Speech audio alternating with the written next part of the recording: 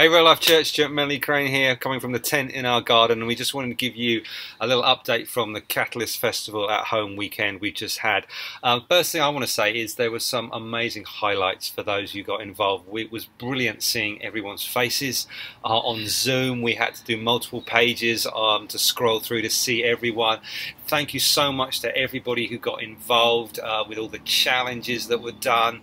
It was brilliant going through social media, and if you go to our hashtag Real Life Catfest at Home, you can see all the pictures, videos of all the different things people got up to. It was great sleeping somewhere different, and we saw photos of that. We had Simon Holly was speaking. If you haven't caught up on that, do that. That was fantastic. We had the campfire worship, which was brilliant. Thank you, Matt and Phil, for that, being involved in that. And there was also the late night hangout on the Sunday where a bunch of us got together. We played some games, laughed an awful lot, had a fantastic time. It was a really brilliant weekend. And I thought I'd just try and do a little summary of what we felt God was speaking to us about for the weekend. So Stuart and I both spoke out of the feeding of the 5,000. Stuart reminded us of the compassion of our Father, and reminded us, oh gosh, my notes have just fallen over. So if it's all right, I'm just going to pick my notes up and then just carry on. So the feeding of the 5,000, the compassionate heart of the Father. He asked the question, what is God teaching you through this season? Which I thought was such a provoking question to ask ourselves.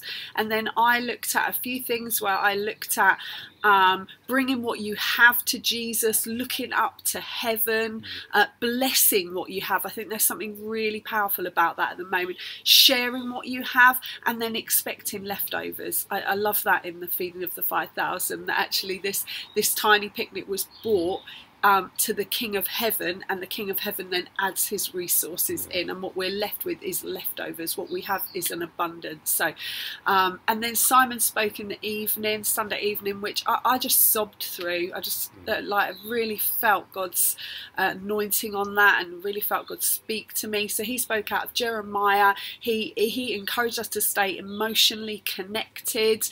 He encouraged us to search out the heart of God.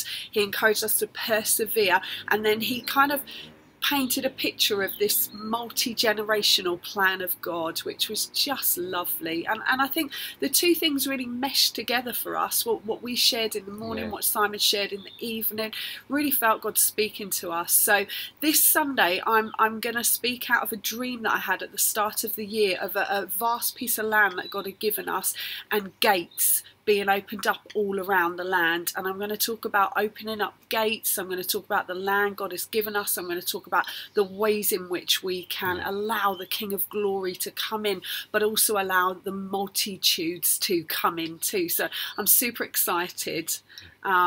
We just had a fab time with you all. It was brilliant. Thank you so much, church. It was brilliant for all who got involved. We had a fantastic weekend. We couldn't have wanted anything better.